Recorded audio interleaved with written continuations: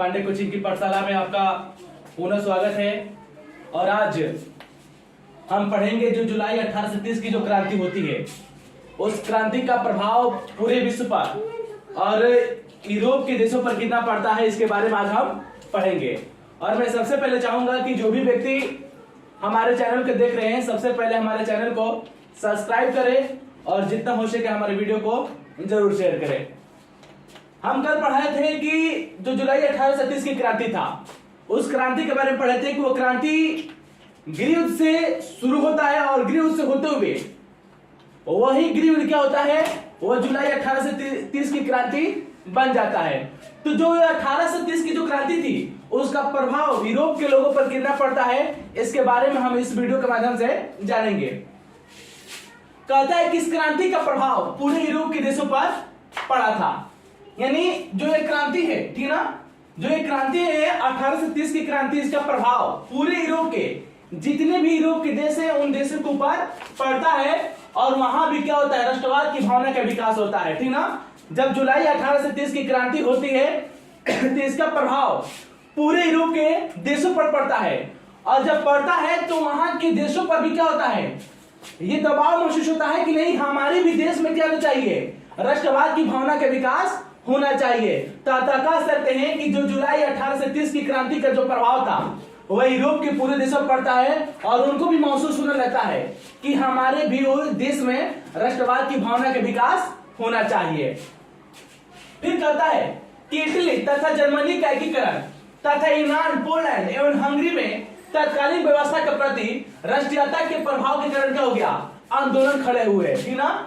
यानी कहता है कि सबको पता है कि पहले इटली का एकीकरण हुआ, फिर किसका होता है, जर्मनी का एकीकरण होता है, और फिर उसके बाद कहता है कि तथा यूनान, पोलैंड और हंगरी में क्या हुआ, जो तत्कालीन व्यवस्था थी, जो वहां की शासन करने की व्यवस्था थी, उस व्यवस्था के प्रति क्या हुआ, राष्ट्रीयता का प्रभाव पड़ता है। और उस प्रभाव के कारण वहां भी क्या होते हैं, आंदोलन खड़े उठ जाते हैं। अर्थात इटली जर्मनी के एकीकरण के पश्चात यूनान, पोलैंड और हंगरी में जो वहां की तत्कालीन व्यवस्था थी, वहां भी राष्ट्रीयता का प्रभाव पड़ता है। और उसी राष्ट्रीयता के प्रभाव के कारण वहां भी क्या होते हैं, आंदोलन खड़े उठ जाते हैं। अतः कह सकते हैं कि जो जुलाई 1830 की क्रांति थी, उसका असर यूनान, पोलैंड, हंगरी में क्या हुआ, देखने को मिला।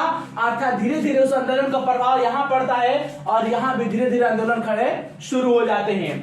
फिर कहता है कि और इस आंदोलन के कारण फ्रांस के जो शासक था, जब यह जुलाई 1830 की क्रांति होती है, इस क्रांति का प्रभाव खुद फ्रांस के शासक जो कौन था, लुई फिलिप था, ठीक ना। जो 1830 की क्रांति हुआ था, उस समय वहां का शासक लुई फिलिप था और इसके विरोध भी क्या हुआ, वहां आवाज उठने लगा।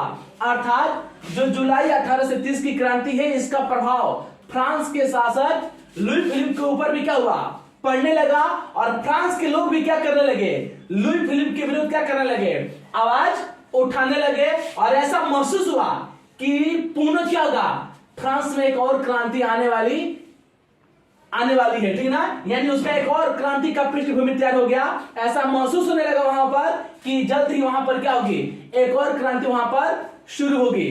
तो कह सकते हैं कि जो जुलाई 1830 की क्रांति होती है, उस क्रांति का प्रभाव सिर्फ फ्रांस पर ही नहीं, पूरे यूरोप के लोगों पर क्या होता है, पड़ता है। और नतीजा ये होता है कि जो फ्रांस का शासक होता है लुई फिलिप, उसको भी, उसके विरोध भी जो जनता और वहां के पत्रकार और जो उदारवादी लोग थे, उनके सहयोग से क्या हुआ था, यानी वह राजा बनता है लेकिन वह पुनः ऐसा सक्सेस नहीं होता दिख पाता है और पुनः उसके विरोध क्या होती है, आवाज उठने लगती है। तो कह सकते हैं उस क्रांति का प्रभाव सीधे आकर पड़ता है लुई फिलिप पर, और वहीं पर क्या होता है, एक और क्रांति का क्या होता है, पृष्ठभूमि तैयार हो जाती है। यह था जुलाई 1830 की क्रांति का प्रभाव।